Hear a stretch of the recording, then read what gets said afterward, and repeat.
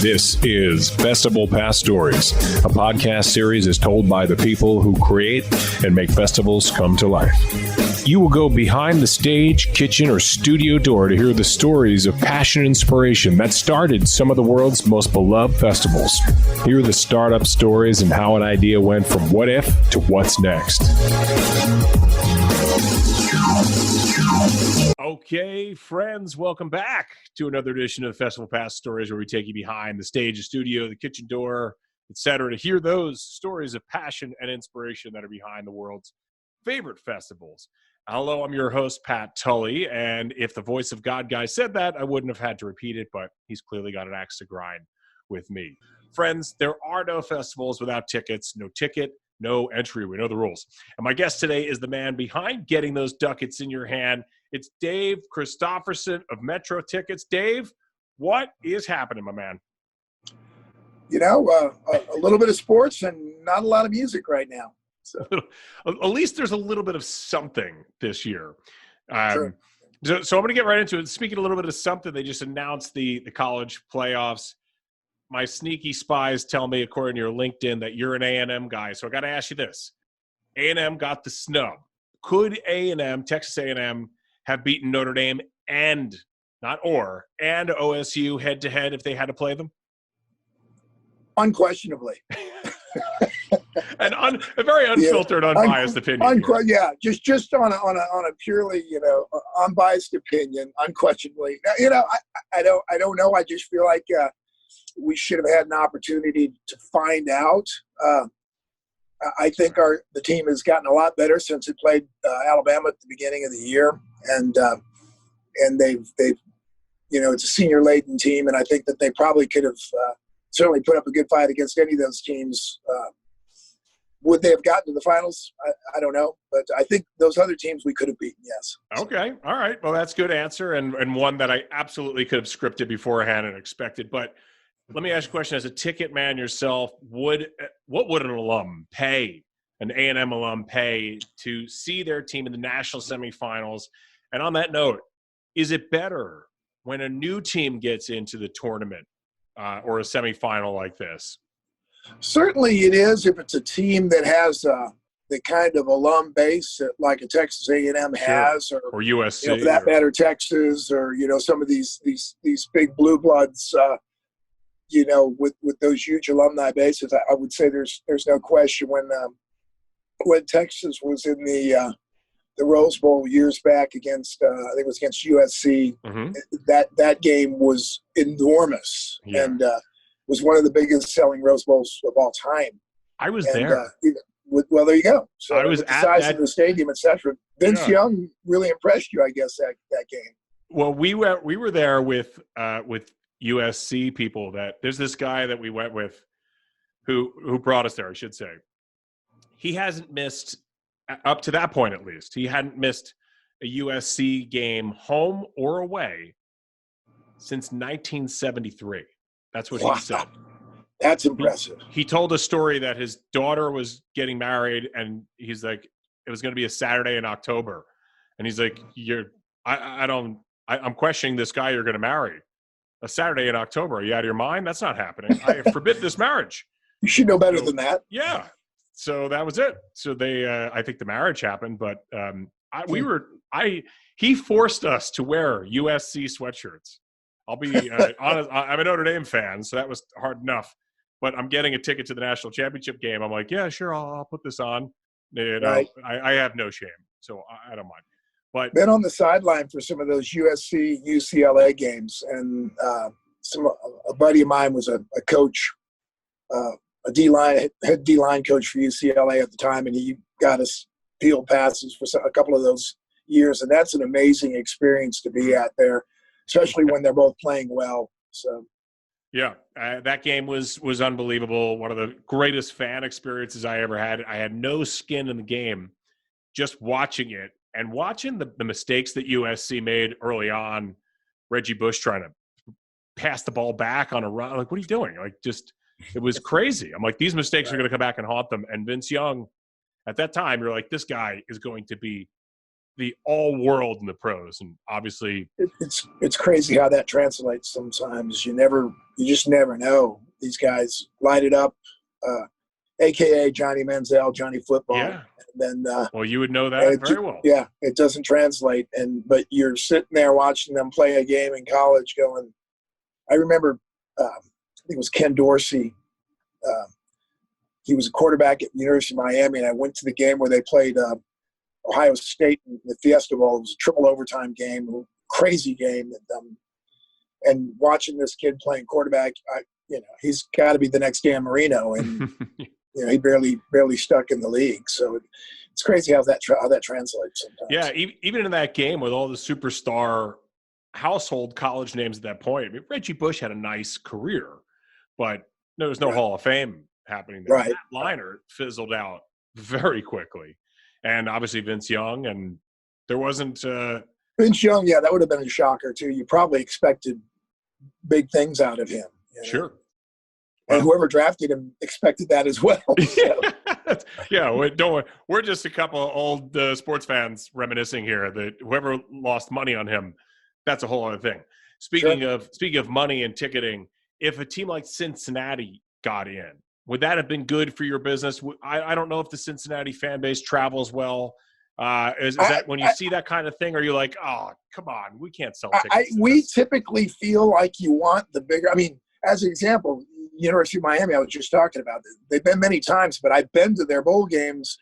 I've got family in Miami. Dad's been in the Hurricane Club for 40 years.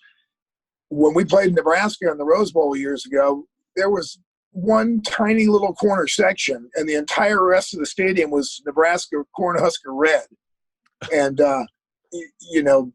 clearly, Nebraska drove the Rose Bowl, but they can't buy that many seats. So you want that USC Texas, kind of two big franchises, big programs with a lot of alumni association. And that's why, getting back to your question about Texas A&M, if they were to have made it, yeah, you would see people, and certainly if it weren't the COVID era, you would have seen people just going insane to get to that game. I think that we haven't, as an Aggie, we haven't had an event where we were able to be front and center like that in my lifetime. Yeah. So, I think if A&M were to make it into the Final Four at some point, you would see, we'll go crazy, kind of like Texas at the Rose Bowl. So yeah. I just last story about that. I just remember they did a replay of there was an interception in the end zone, and they said out of bounds. Matt Leinart threw an interception in the end zone, and Texas player catches it and falls out of the end of the side of the end zone, and they're trying to snap the ball, and all of a sudden the replay comes up, and you see the entire side of the stadium, Texas, burn orange, standing on their feet. They're like, wow, because in the replay it's clear you got a foot in, you got a foot down, and they had 2 turnovers in the red zone in that first half. It was wild. That was a huge moment, but I've never seen a fan base like that. Entire 50,000 fans, on their feet. There's a hunger. Like, beep, beep, beep, beep. It's football country down here in Texas. Yeah. Head and shoulders, football rules the spectrum. Cowboys, A&M, Texas, TCU, Baylor, all these different colleges down here, and it's head and shoulders above any other sport. So now this has been, just switching gears here, this has been such a tough year on so many businesses. But as somebody in live events, selling tickets to live events, I imagine there was just a nightmare wave, or more like a tsunami of refund requests and so on in March and April. What was that like? Were the phones ringing off the hook? How did your team get through that? It was difficult. It's still, to a degree, it's still in process. The amount of refunds we had to get through Ticketmaster and for events, and it could be a concert in Mohegan Sun in Connecticut. It could be a concert in San Diego. We have events all over the country that we carry inventory for, and as a result, trying to get all that inventory refunded and getting things accurate in our point of sale system and catching up with that has just been a nightmare. So For the most part now, 10 months later, most of that is been taken care of. There are still a few refunds that we still need to get through Ticketmaster. All of our people that that had purchased from us have all been refunded in full. That's all caught up. But it was a financial and logistical nightmare for sure. So. And then could you work directly with any artists and convince people to say, start to do some virtual, because the artists didn't have any revenue either. Sure. Now, you could argue that, well, the artists can take 10 months off and they're all pretty wealthy, but up and coming artists, especially, it's like, you've got an opportunity here. Go virtual, make it happen. We'll put you out there and we could sell tickets to that. Revenue for everybody, jobs for everybody, all that kind of thing. So did you see a spike in virtual events, and were you able to capitalize on that at all? We haven't stepped into that marketplace at all as far as virtual events. And we promoted our own shows for years, probably 6-7 years prior to the pandemic. We did events and a lot of different, kind of your 80s style of bands.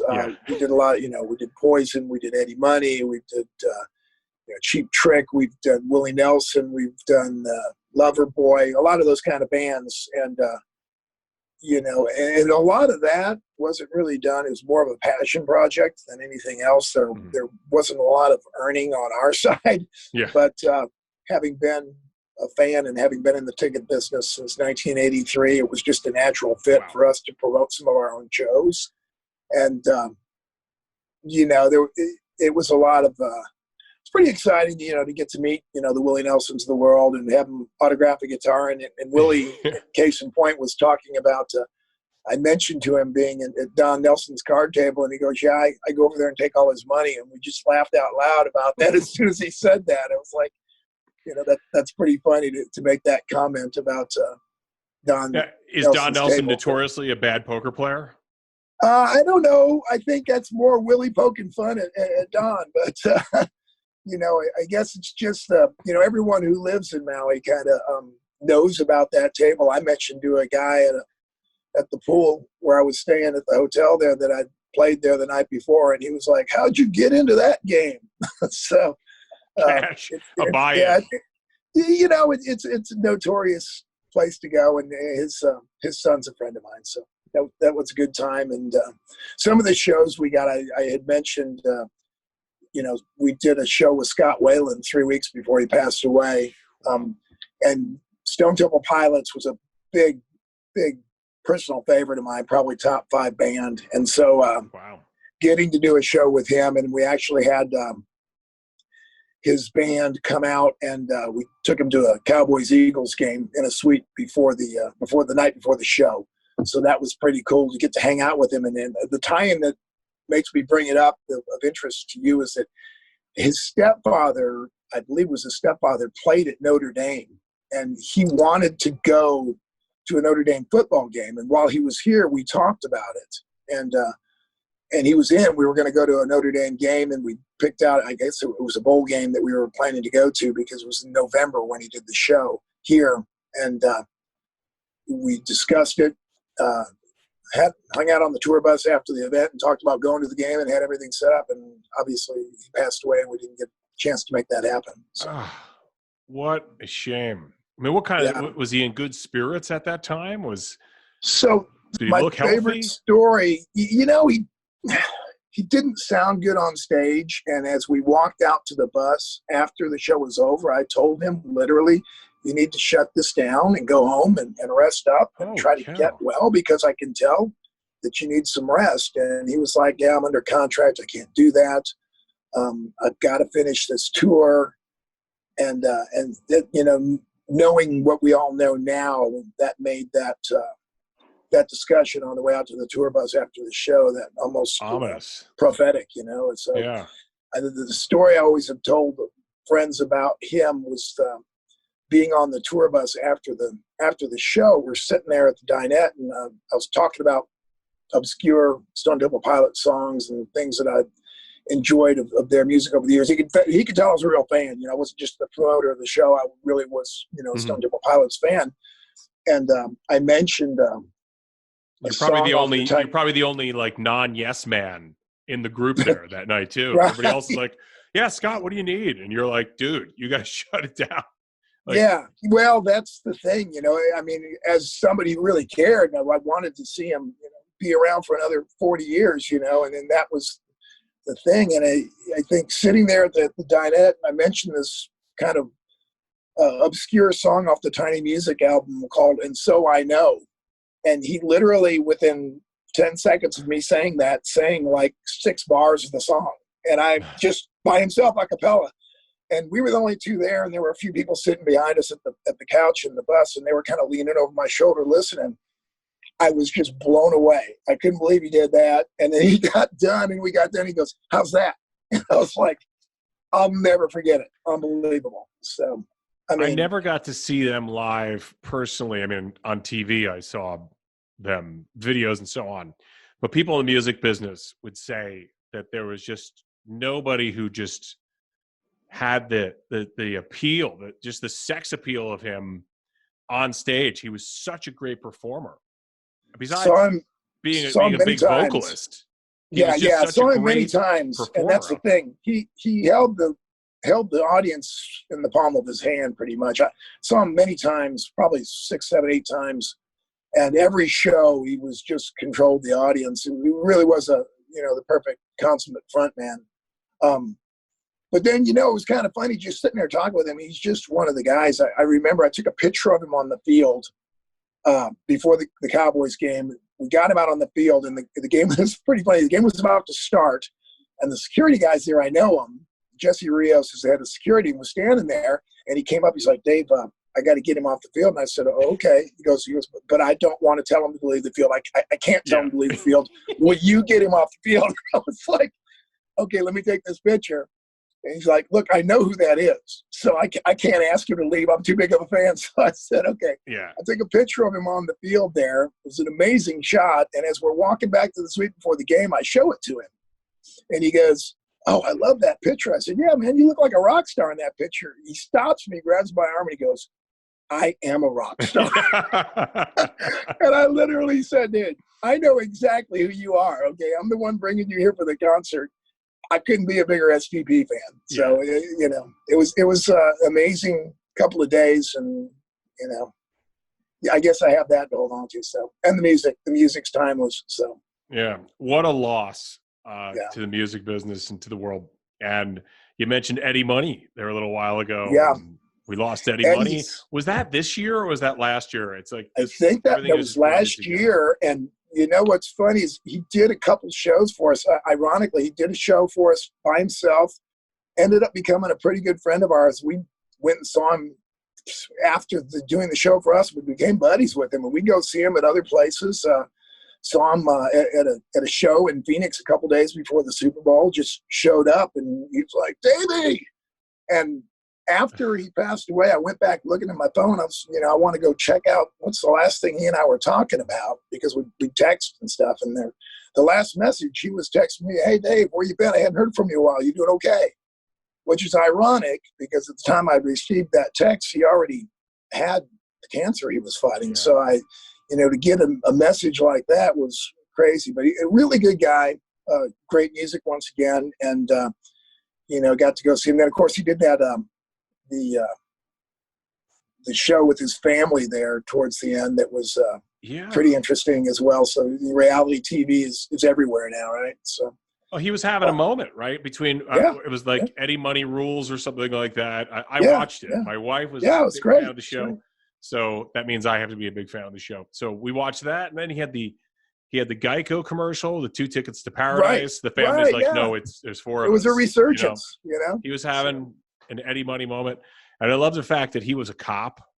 He was an NYPD and cop. His uncle and his dad, just in his family. So and people said, they're like, "Dude, you have a special talent." Like, he was pushed.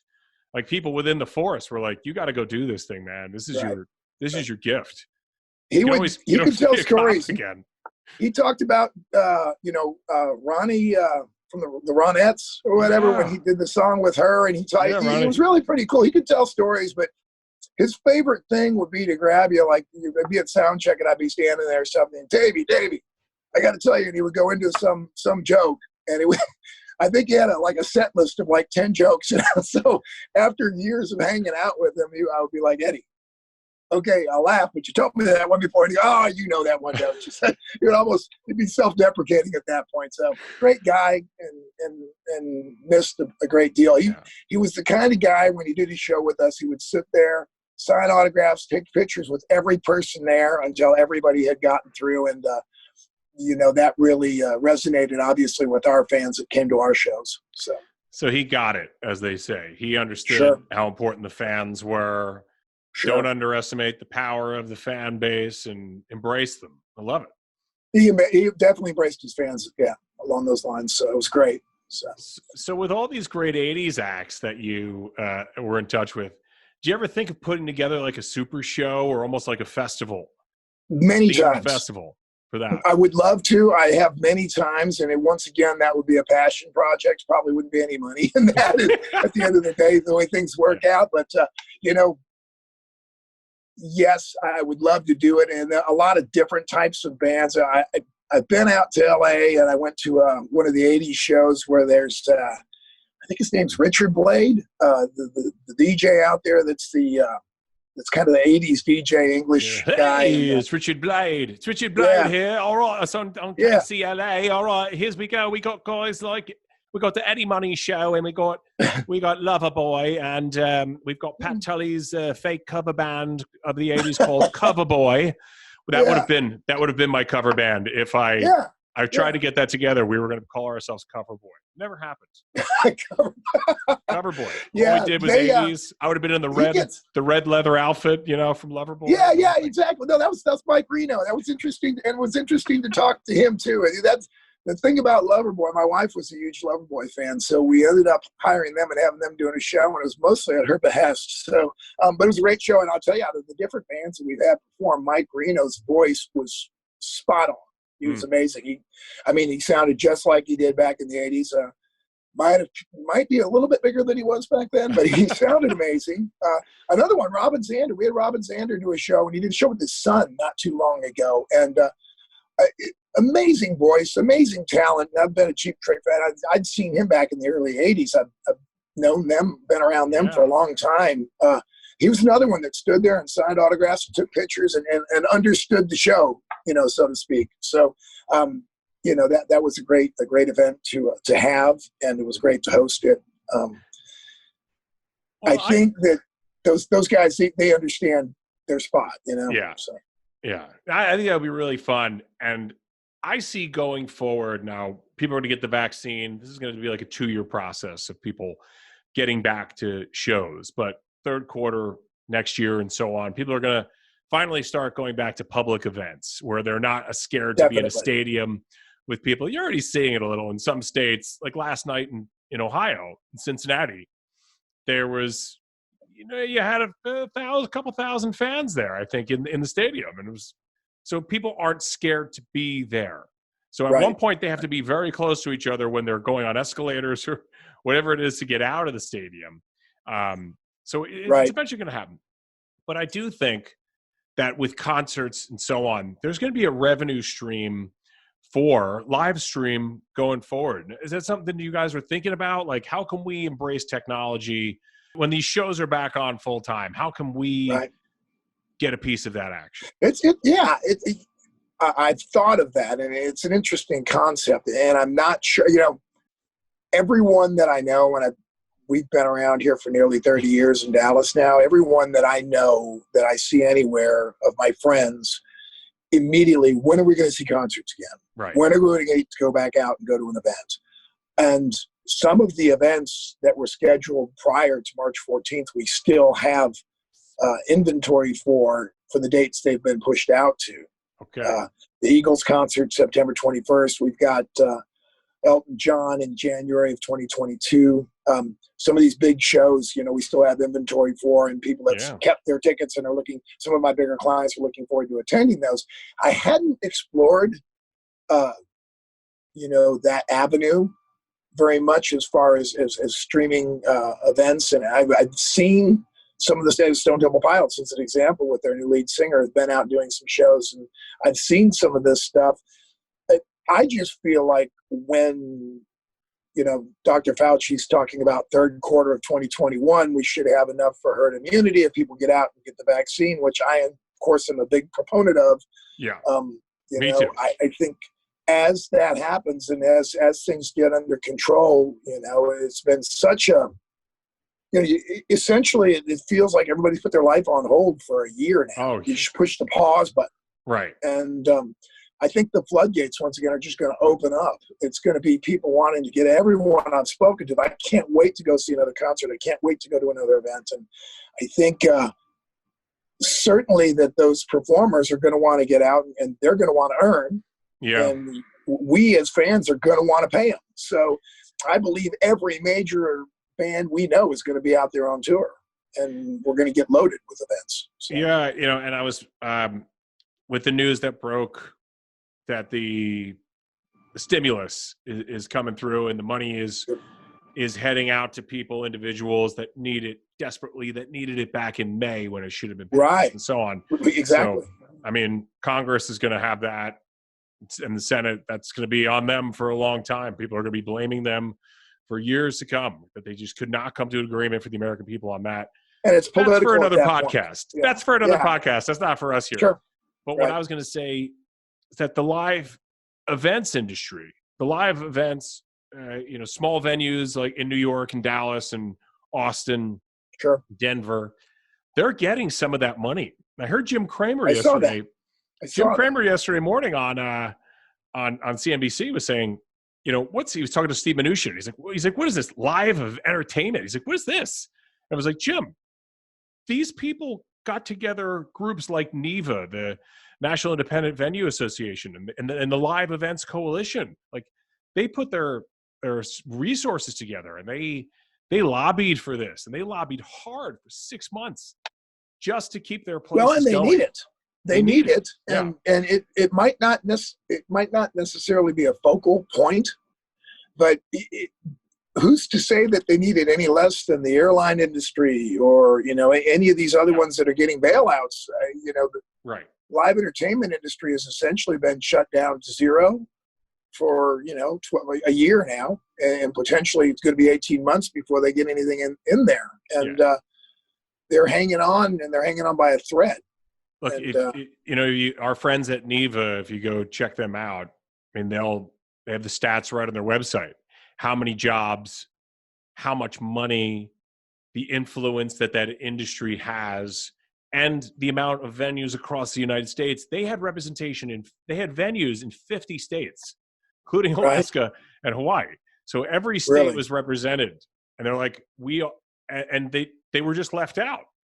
So there's places that are like, whoa, we can't survive on virtual. We can't survive on this. Like, this is like we survive on merch. We survive on ticket sales and on parking, being in the venue and eating and drinking. Right. These aren't stadiums. These aren't hotels. These are conference centers. It's the Fox Theater. It's it's places like that are that have history, and that people we've got. Those kind of venues that have been around for back like the Fillmore or something, right? Things that have been around for that long. You don't want to lose that. And there was a place called the Bronco Bowl here in Dallas that when we were talking about Stone Temple Pilots, I saw them perform at the Bronco Bowl, which is a few thousand people. It's now a Walmart parking lot. So you hate to lose those kind of historic places that were a part of your life growing up or whatever. Did you just say that they paved Paradise and put up a parking lot? Is that exactly what they did? Yes, it's exactly what they did. You can quote me on that. I don't know if they have a vigil there every year, but that place was an amazing venue. It was a bowling alley / concert theater, concert venue. So, and I saw The Cure there. I saw Stone Temple Pilots there. Some amazing bands there. Saw Oasis there. So, it's unfortunate, and you don't want to lose those going forward. And I think that people want to support live music in any way they can, and there's a lot of people that are are passionate about it. So I think about the, you were talking about cover bands, and then there was the Bohemian Rhapsody movie that came out about Queen a couple of years ago, and I guess that's like the third resurgence of Queen behind Bohemian Rhapsody, and then you had when it was in Wayne's World or whatever. Yeah. There was a resurgence there, so you have like a third resurgence of Queen, and amazing. I was at Live Aid in 1985. I attended that. That was my first festival. Was Live Aid in London in 1985. You were at London. And I was in London on the cow. field at Live Aid 1985. About 20 bodies from the stage. So I was there to witness the Queen, essentially reunion and play. And I had no idea. I was there for U2. I was a huge U2 fan. U2 is the reason I got in the ticket business in the early 80s. Get tickets to sit up front to see U2 was my initial experience with tickets. But I'm at Live Aid in 85, and Queen comes on stage, and they play Radio Gaga, and I'm the only person in the crowd who doesn't clap his hands and face him towards the stage, which you see in the movie. I think I was the one American at the event or something. Yeah. So it was interesting to see that resurgence with them of Bohemian Rhapsody, and to see people go out and see him with Adam Lambert now, and still get to enjoy that music and stuff. But that's my first exposure to what was at that time termed a festival. I think my generation considered that our Woodstock at Live Aid 85. So. And I'd say this, you mentioned U2. They were a well-known band by 1985, but Live Aid was their coming out party. They had Queen was the performance that won, turned into a movie and created it blew Academy everyone off the stage. Blew everybody away. Yeah. And it was Freddie Mercury's last big performance, right? Sure. As far as I know. Sure. But U2 came out, and in a way, you could call it a coming out party, but they were on fire, and they never looked back after that. They call it, they were on the unforgettable fire. The image of seeing Bono grab the girl out of the crowd and sing Bad while he's dancing with her there on the front of the stage. Yeah. That one's stayed with me a long time. It was an amazing event, and standing in the field there for 12 hours without anywhere to really sit, and looking off to my right, and Princess Diana was there, and Charles were in the stands sitting with Queen, the members of Queen, and some members of Duran Duran were there with them as well. They were about 10 rows up right next to the stage. And obviously security everywhere, but it was pretty fascinating to be standing in the crowd looking to my right. No, that's Princess Di. How about that? So I mean, my exposure started with Live Aid London 1985, my first festival type event, but I've been to Bonnaroo, and so I've seen a few of these festivals. I think that market will just continue to grow and grow, and there's so many smaller ones that are up and coming. It just seems to be that's limitless, and its appeal, and certainly in the way they differentiate too, different types of bands, and then different types of things that are available at the event. It's amazing going into Bonnaroo and just all the art, crafts, and all the different types of food. Besides just the music, there's so much more. Fascinating. So, sure. The Bonnaroo I went to, once again, I'm a huge Beatles fan, and so we went to see McCartney and to see Tom Petty was performing there as well, amongst the different bands that were there. There's, you get 40 or 50 different types of music to see. So, but yeah, I've been to quite a few different events over the years to go see Paul McCartney perform. We've been talking about so many great artists we've lost recently. Tom Petty, obviously another monster in the industry. Yeah, it's gone way too soon. David Bowie, Prince, Scott Weiland again. It's just been a lot of major losses in the last 3 or 4 years. And being somebody of my age, I almost even more so want to get out and see some of these guys. Yeah. Certainly that's kind of been the impetus behind going to see Paul so many times. I've probably seen McCartney in the front or second row probably 20 or 30 times over the last 10 years, just to get an opportunity. I've been a Beatles fan since I was 4 years old. So to get an opportunity to not only to listen to the Beatles channel on Sirius XM every drive home, but to get to actually see him live. I got to where the first few shows I went to, I threw a Beatles record up, and he would autograph it and toss it right back down to me. And so that was kind of my my focal point, was to try to get all 13 Beatles albums, but I'm still short about 5. So yeah, and and speaking of getting out to see bands that are still with us in their original form, I mean, you said that U2 was your impetus to get into the ticket business because you wanted to go see them. But yes. okay, you had that idea in your head, but how did you take that and say, I'm going to start a ticket business? It initially started with trying to purchase some tickets for an event. In 1983, I had a girlfriend that wanted to go see Rod Stewart. And so Yeah. I'm in Houston, and I happen to see a sign that says front row tickets, and it's a sign above an office. I walk in, and the guy sells me a couple tickets in the 7th row for Rod Stewart, and I'm all excited about that show. And then he says, "Hey, you want to work for me?" Really? I'm like, what does that entail? How did that come? Were you was your presence just so overwhelming to this guy that it's just like? I seriously doubt it, but I think that I mentioned to him that I was getting ready to start school at Texas A&M, and I lived in College Station, and he's like, "Oh, well, there's Ticketmaster outlets up there." He added one up in his head real quick and said, "Maybe you could help me out." And I'm like, "Well, what do I have to do?" And I learned under his tutelage. I learned the ticket business. So shout out to David and Warren Wiki from Front Row and First Row Tickets in 1983, and I learned the business quickly under them for over a couple of years, and I was able to find out that, hey, I can sell these tickets myself. I can buy them, I can sell them, I can get them. And back in those days, you would go to your local record outlet, your Sound Warehouse, Hastings Books and Records, Foley's. If you were the front guy in line, you could get a ticket in the first 10 rows. And the funniest story I have about that is the Prince Purple Rain Tour came to Houston at the Summit, and it was a 6-night run. They took Sunday off. They did 3 nights before and 3 nights after. And at that time, there was Ticketron and there was Ticketmaster. And no one really knew about Ticketron. It was brand new, but it got half the venue. Yeah. So these 6 different shows, I literally bought 8 seats on the center aisle. And the entire first 10 rows, for all 6 shows, I got like 80 seats. And for Prince Purple Rain, I sat front row 2 nights in a row, and right there in front of them, and saw one of the most, still probably top 5 events shows I'd ever seen in my life. So that was my intro to the ticket business. But it was sort of by accident, or as you might say, the answer to your question is a woman made me do it. Yes. Because the answer to most of my questions.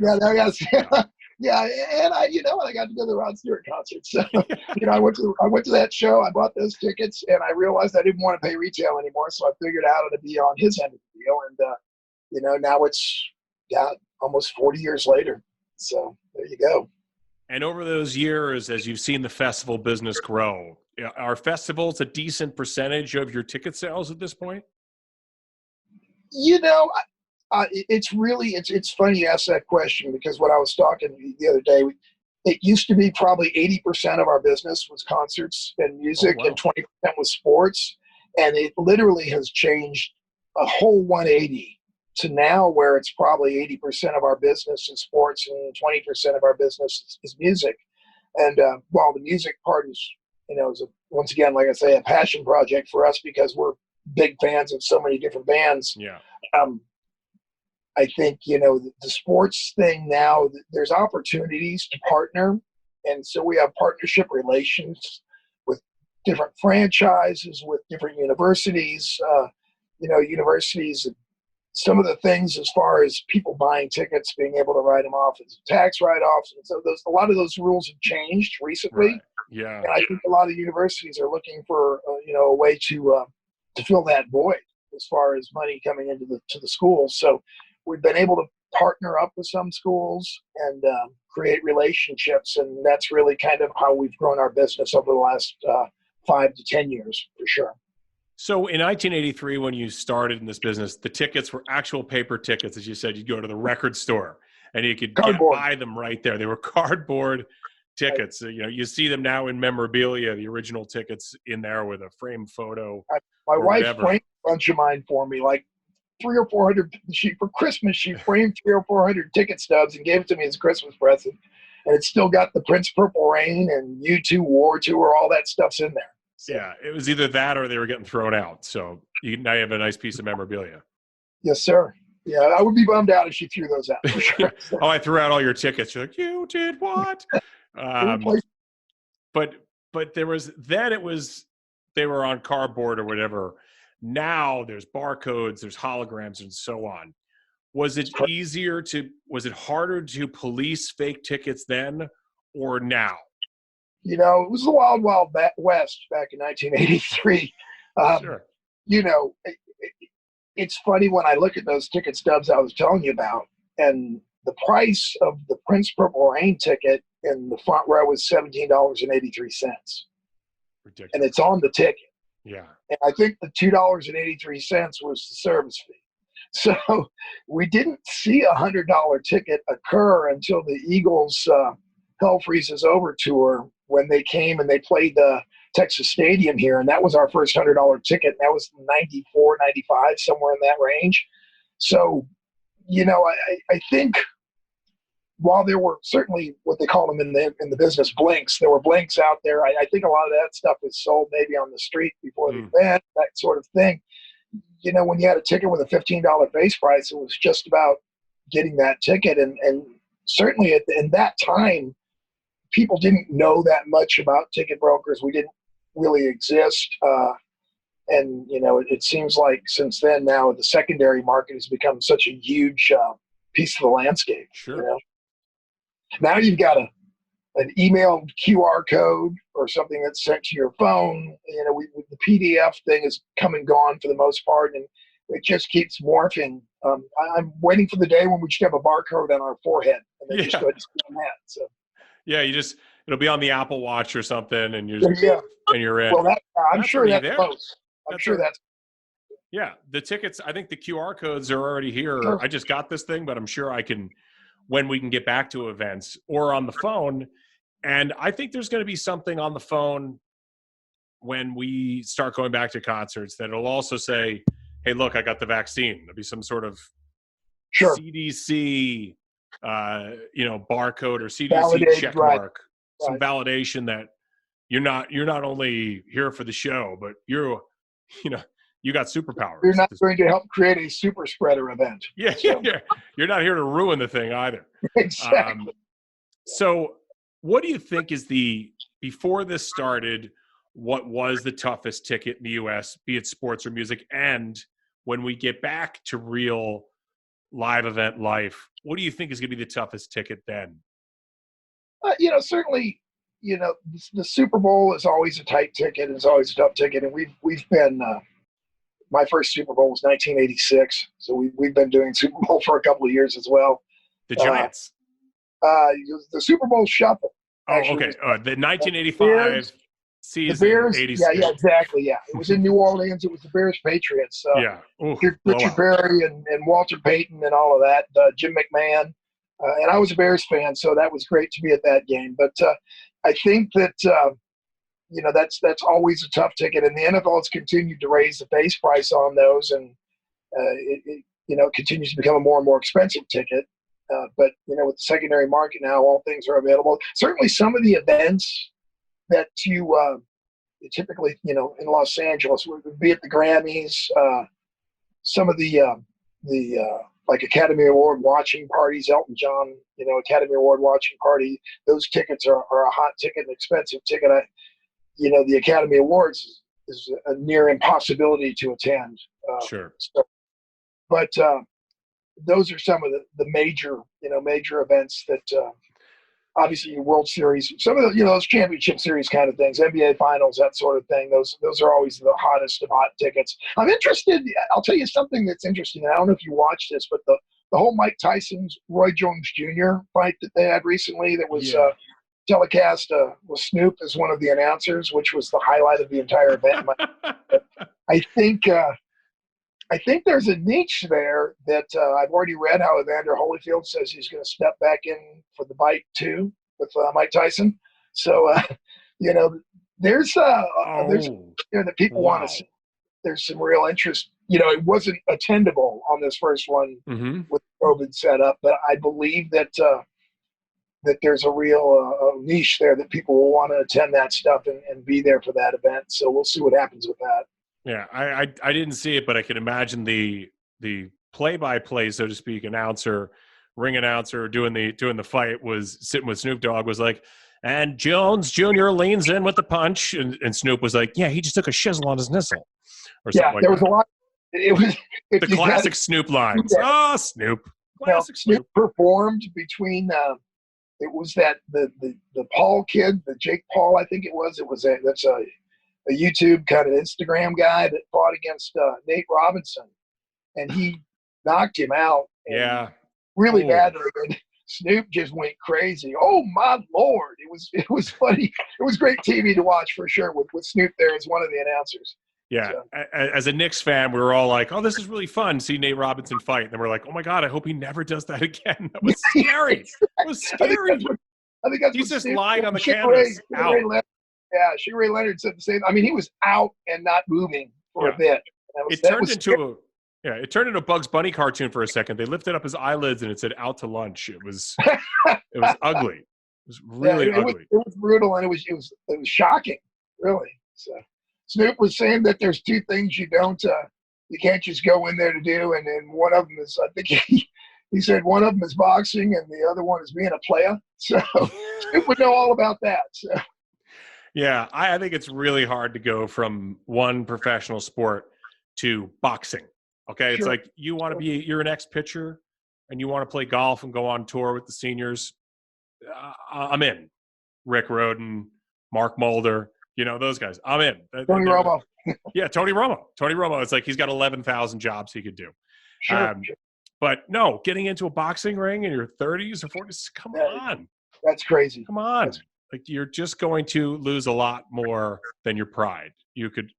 I was impressed with Tyson and Roy Jones, though. They looked, they're in their 50s, but I wouldn't want to step in the ring against Mike Tyson if he was in his 80s. Yeah. What age he is.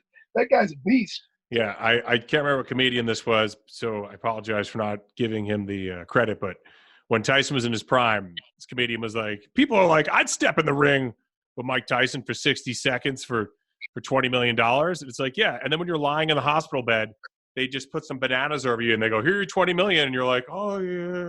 Like you're I think that was Chris Rock. Yeah, I remember it probably was Chris Rock. Yeah. There you go. Thank you, Chris Rock, for just setting everybody straight. Like, you're not getting in the ring with Mike Tyson. Yeah. Exactly right. And Chris is like, you're not doing this. You don't want to do that. Yeah. Just come on. Hey, so I think there's an itch there. It's interesting, and I think a lot of people watched it, and they raised quite a bit of money. And Tyson's point was, I'm not getting any of this. I've donated all of mine to charity.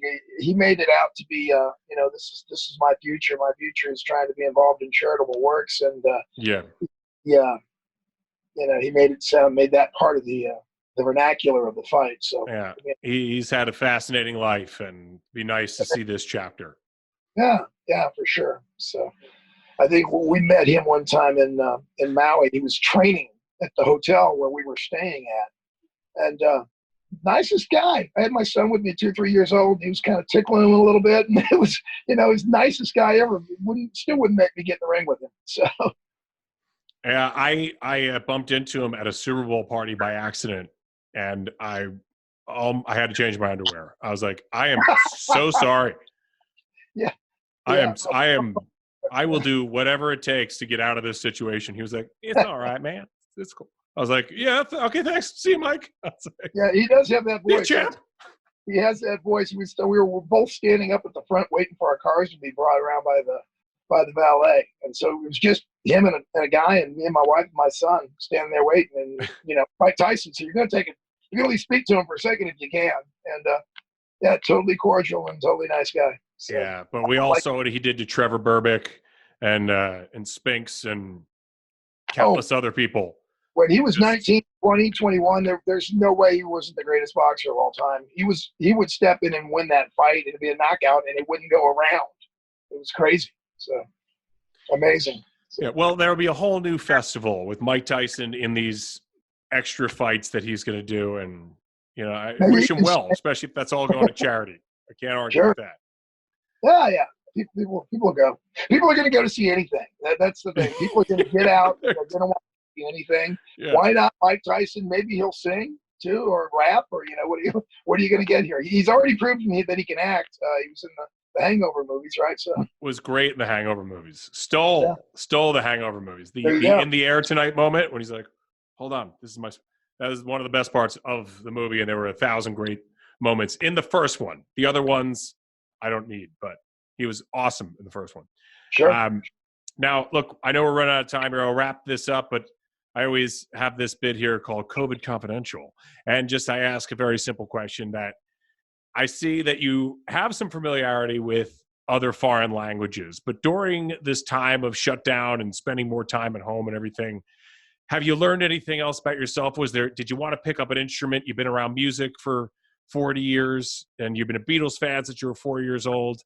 Did you learn a new superpower, or did you pick up that bass guitar and start jamming out again, or did you learn that you're secretly the best chef out there and you had no idea? I've always wanted to play guitar, and I've never taken lessons. I've always thought about taking lessons. I'll tell you what I actually did was I started going to the gym a lot more.